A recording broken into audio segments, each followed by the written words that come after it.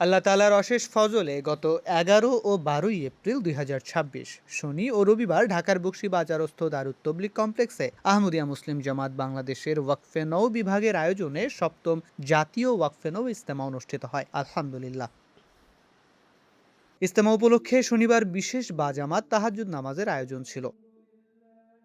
ইজতেমার আনুষ্ঠানিক সূচনা হয় সকাল ৯টায় উদ্বোধনী অধিবেশনের মাধ্যমে। ন্যাশনাল আমির মহতরম মাওলানা আব্দুল আউয়াল খান চৌধুরীর সভাপতিত্বে অনুষ্ঠিত এই সভায় পবিত্র কোরআন তিলাওয়াত ও নজমের পর ইজতেমার নাজেমে আলা জনাব আল ইকরাম খান সজীব স্বাগত বক্তব্য রাখেন।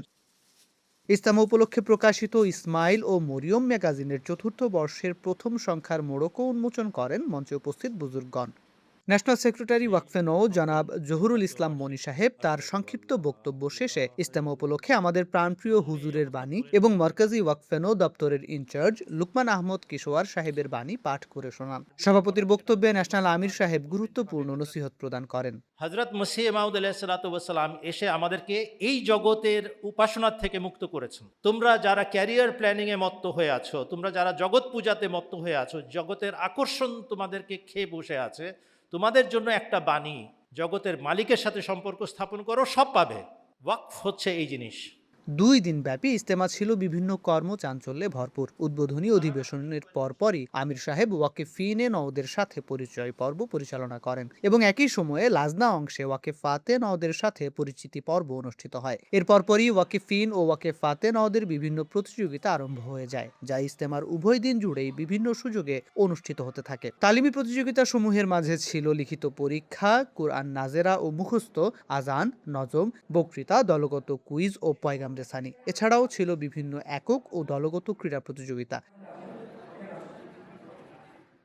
বিকেল ৩টায় এমটিএ বাংলাদেশ ব্যুরোর পক্ষ থেকে একটি বিশেষ প্রেজেন্টেশন ছিল। সন্ধ্যায় এক ভার্চুয়াল সভায় যুক্ত হন মার্কাজি ওয়াকফে নৌ দপ্তরের ইনচার্জ লুকমান আহমদ কিশোয়ার সাহেব। তিনি ওয়াকেফিন ও তাদের পিতামাতাদের জন্য হযরত মসিহ মাউদ আলাইহিস সালাম এবং খুলাফায়ে আহমদিয়াতের বিভিন্ন নির্দেশাবলীর আলোকে গুরুত্বপূর্ণ সব নসিহত রাখেন। তার বক্তব্য সাথে সাথে বাংলায় অনুবাদ করে শোনান মার্কাজি বাংলাদেশের মাওলানা আহমদ তারেক মুবাশশির। ন্যাশনাল আমির সাহেব এতে উপস্থিত ছিলেন। ভার্চুয়াল সভা শেষে তিনি ইনচার্জ ওয়াকফে নৌ সাহেবের নসিহত সমূহ উন্মুক্ত আলোচনার মাধ্যমে সবার জন্য আরো সহজবোধ্য করে দেন।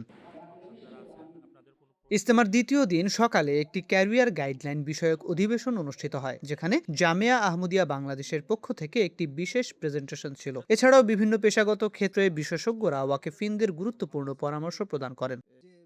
উল্লেখ্য, এবার ১২ বছর ও তদূর্ধ্ব ওয়াকেফিন ও ওয়াকেফাতে নওদের ইজতেমার জন্য আমন্ত্রণ জানানো হয়। অবশ্য উৎসাহের কারণে ১২ বছরের কম বয়সী অনেক ওয়াকেফিন ও ওয়াকেফাতও ইজতেমায় অংশ নেন।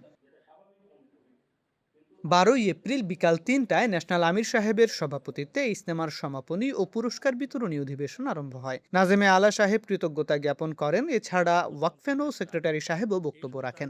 জার্মানিতে ওয়াকফে নৌ ক্লাসে হুজুর আনোয়ার আয়দাল্লাহ বিনাসরিল আজিজ বলেন, তাদেরকে বলে দিন তারা যদি কাজের অনুমতি না নিয়ে থাকে তাহলে ওয়াকফে নৌ থেকে বের করে দিন। ন্যাশনাল আমির সাহেবের বক্তব্য, পুরস্কার বিতরণী ও দোয়ার মাধ্যমে ইজতেমা সমাপ্ত হয়। MT international Bangladesh studios.